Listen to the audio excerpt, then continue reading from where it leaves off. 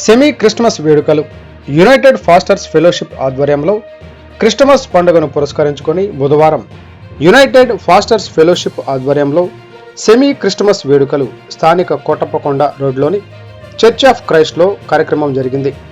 Fellowship అధ్యక్షులు reverend D Shadrach ఆధ్వర్యంలో జరిగిన కార్యక్రమానికి ప్రత్యేక అతిథులుగా South India Baptist General Association ప్రధాన కార్యదర్శి reverend doctor G Vinay Kumar హాజరయ్యారు.